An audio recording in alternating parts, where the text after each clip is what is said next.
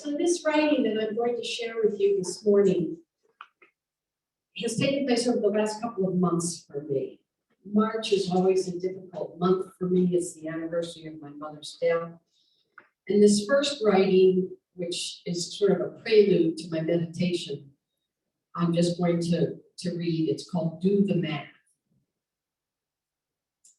If the grief train leaves the station in 1965, when the child passenger is but a flimsy 9-year-old, and rides its rails until 2023, how many years and tears will the child have shed?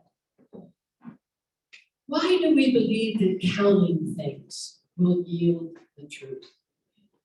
I could give you more numbers. When my mother died, she was 42. She was admitted to the hospital on a moist March spring Saturday, and 12 hours later, she was dead. There is even a cross out on the date on the death certificate, as if the attending doctor hadn't quite registered that the day had turned over to March the 7th. It has taken me 58 years to find the death certificate, as if it were my grief train ticket.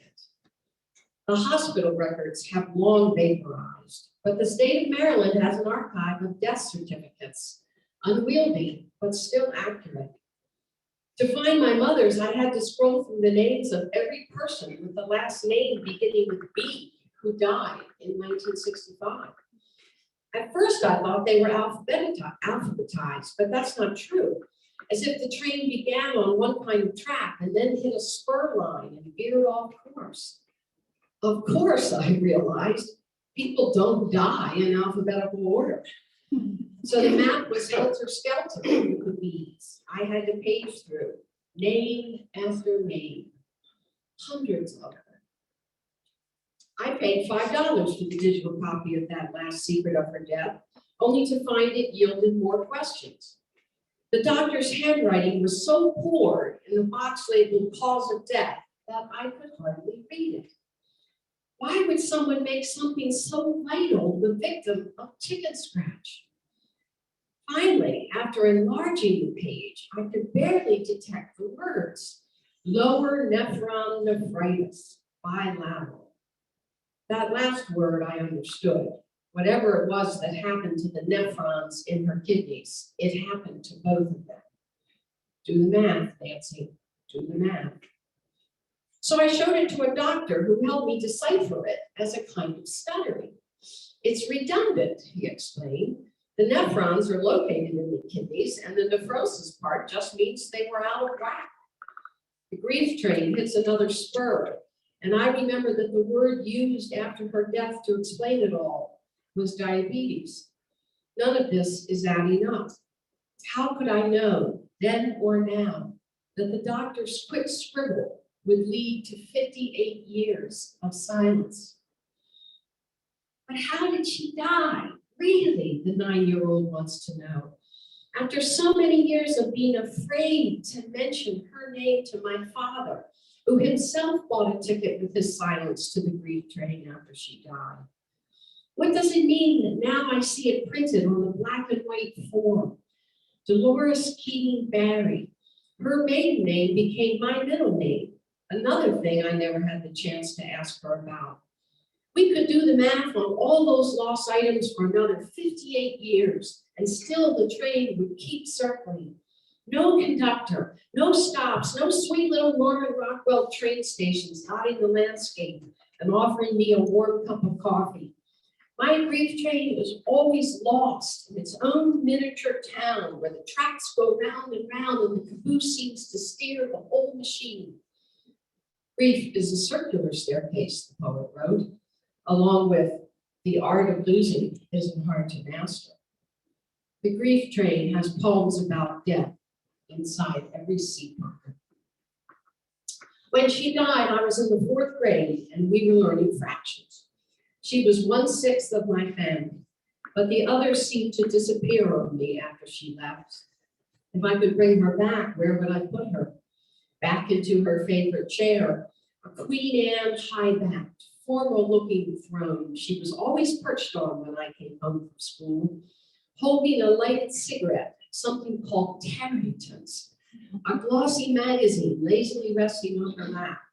She was always there, before or after the martinis, waiting in her charged watchfulness to hear about my day, my math drills, my friends. How could I have known back in that early spring that I needed to do the math on how many slight days she had left? That I was supposed to yell at the kindly old doctor who made a house call. Take a blood test, you idiot, not her temperature. How was I to know that I would never find her, despite my feverish ride on the grief train, year after year after year? Wondering what kind of a feckless God makes up such a journey. What kind of fates put children on board for a life of sorrow? I've done the math. I'll keep doing the math. I was 9. She was 42. It was 1965. How fast does the train have to go for me to jump off altogether? When will I see her again? Emily Dickinson once said, grief is a mouse. And this is her final stanza in that poem. Best grief is tongueless. Before he'll tell, burn him in the public square. His ashes will. Possibly, if they refuse, how then know? Since a rack couldn't coax a soul down. I love this last image because it describes to me what has always been the most salient feature of grief: silence. In part because my mother's death in 1965 was part and parcel of a culture that was shrieking, move on, move on. The silence that descended on our family was vast and impenetrable. My father was determined to move on and keep going after Dolores' death. He even remarried 13 months after it, sealing the deal on the clamshell silence in our house about her. Why mention a previous mother when there was a new one running the house and needing to be welcomed by her 4 new stepchildren, needing to feel welcome? It wouldn't take a psychologist with years of training to discern that this kind of silence was a setup for a lifetime of tickets on the grief train. According to the 5 stages of grief: denial, anger, bargaining, depression, and acceptance. Silence, of course, is a kind of denial. So if there are any antidotes to grief, then surely acknowledgement must be one. Because death itself is almost taboo in this ever-spiraling 21st century, there is no better way to dismiss grief of any kind from our vantage point than to silence anything we might say about it. So let's try a little thought experiment. I thought about doing this out loud, but I thought maybe we should just do it quietly. Inside our heads, right now, all of us, bring whatever you are grieving about to your attention.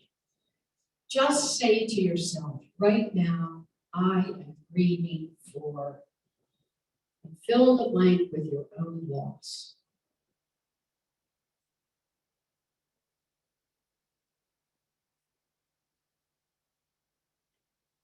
If you had to describe what the grief felt like, what words would you give it?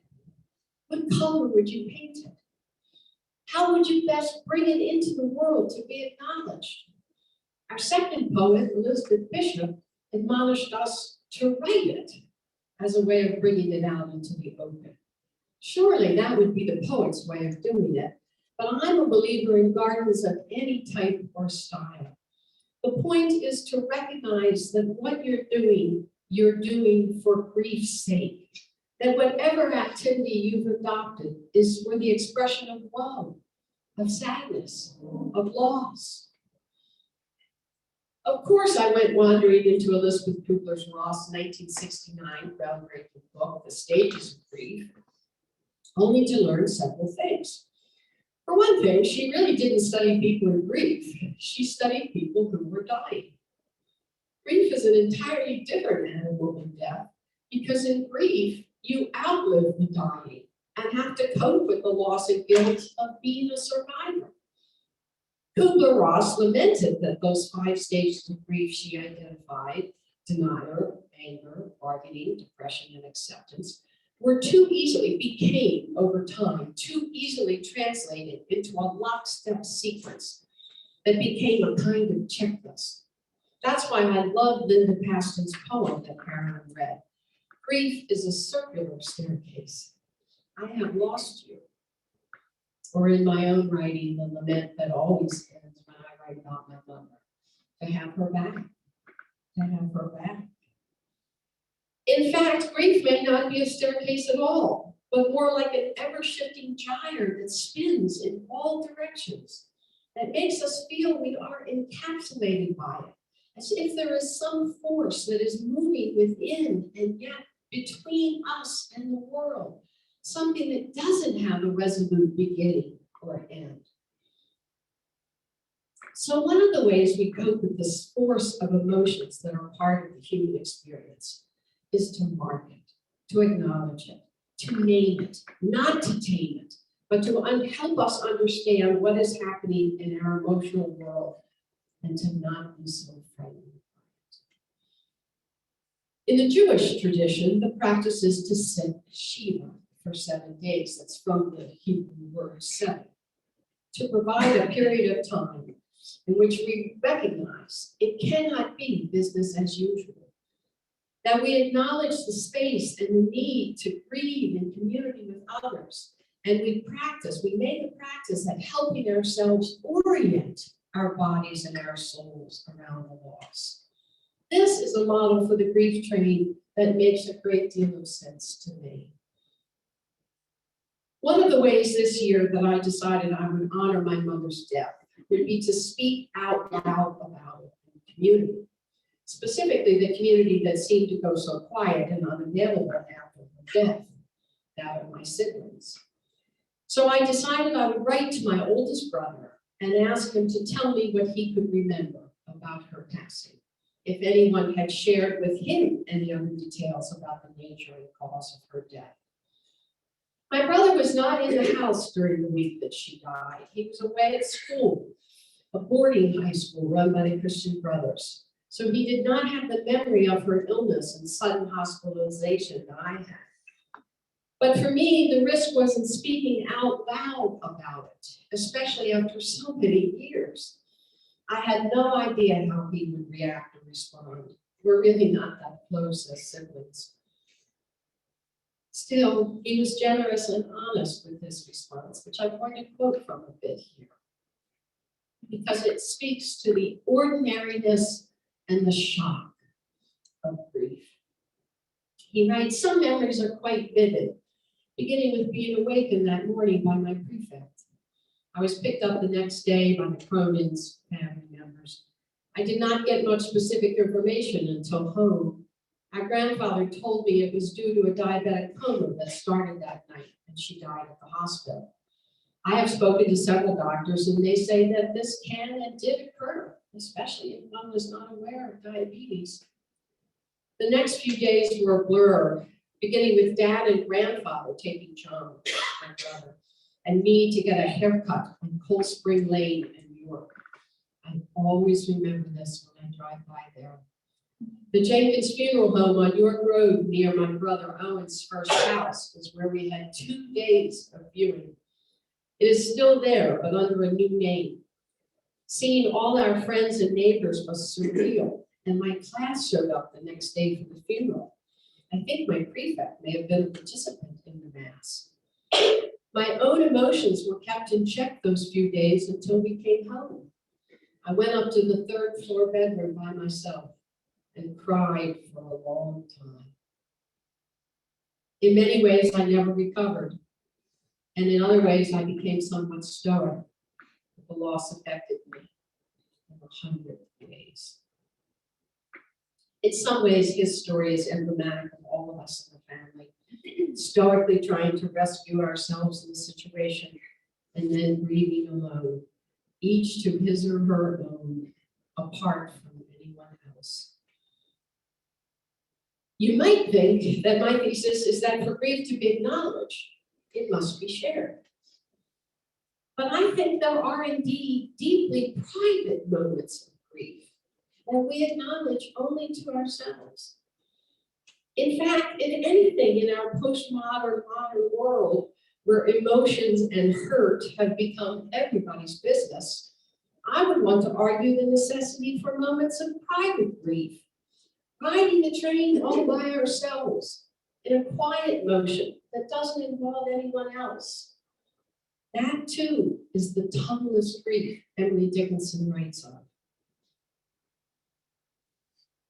As I finished writing these remarks, I was left with the feeling that belongs to the grief train. That now what feeling. There's always part of me that endures that and recognizes it as part of the journey. That 8th day after sitting Shiva. The day I had as a 9-year-old when I had to go back to school after the funeral. It was a Thursday, and my classmates must have been told to make a fuss over me, because many of them did. We all know that feelings of carrying on. We know that feeling, and it's a necessary part of joining the living and not the dead. And we should be grateful for it. But what I discovered this year is that moving on doesn't mean we've left or gotten off of the grief train. There is no math to account for grieving. It's not a problem to be solved. Some equation to get right and receive a gold star for. It is the very stuff of being alive. Another poet, Samuel Beckett, wrote, "The grave digger with his forceps pulls us from the womb." Grief is part of the very morning cry we are all made when we come into this mortal world. We all make when we come into this mortal world. My message is simple. Honor it. If what you want is to have her back, don't be afraid to admit it. It won't bring her back, but it will bring you back. A bit closer to your honest self and your deepest soul. Thank you.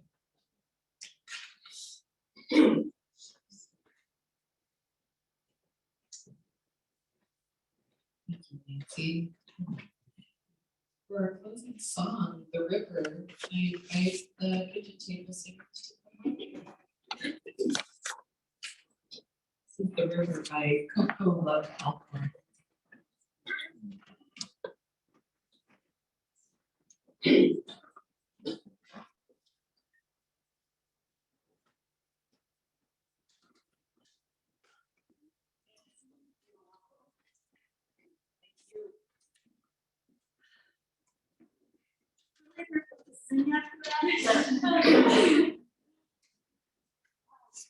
The best thing we can do. Yeah. Thank you for reading this. Song is called The River. It's by someone named Coco. The song is called The River, and it's by someone named Coco Love Alcorn.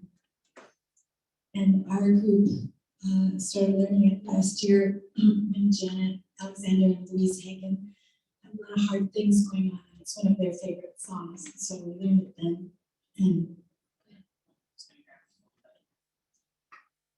yeah, the river. It's about water and the soothing and cleansing that water can be for us. Going down to the river to pray, to cry, whatever it may be. So we're going to teach you part of the song.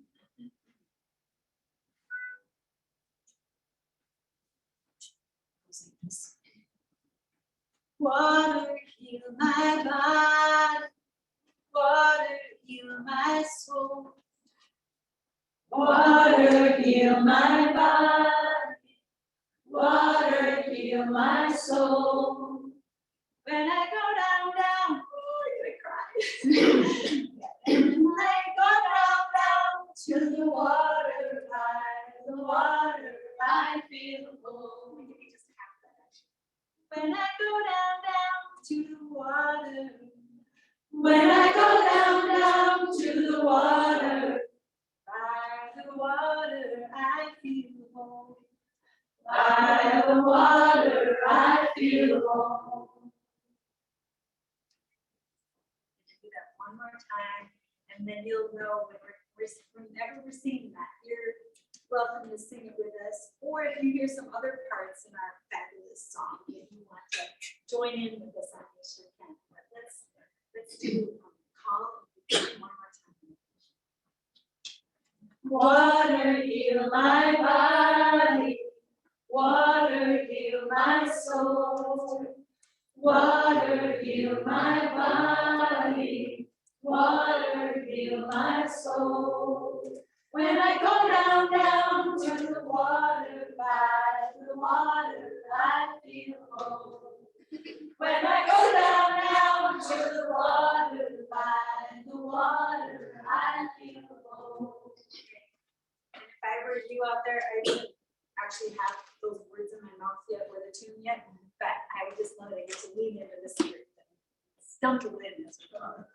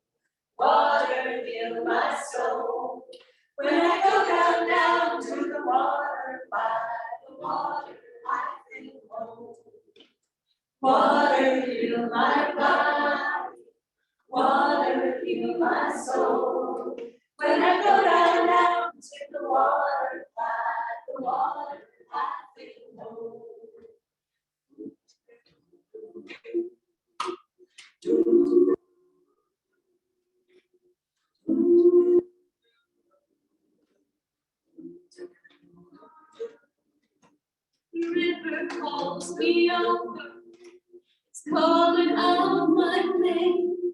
In the day and in the night, you know that it's all the same. It's calling me over, calling out my pain.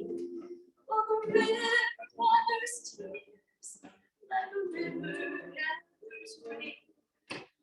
Water, heal my body. Water, heal my soul. When I go down to the water, by the water, I feel whole. Water, heal my body. Water, heal my soul. When I go down to the water, by the water, I feel whole.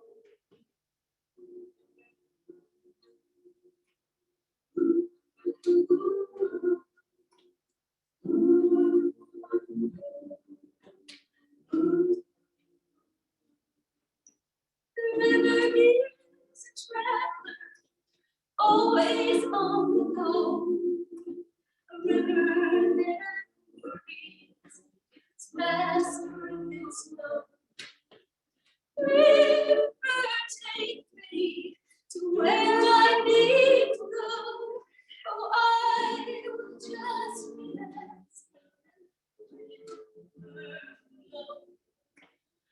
water, heal my body, water, heal my soul. When I go down to the water, I feel whole. Water, heal my body, water, heal my soul. When I go down to the water, I feel whole.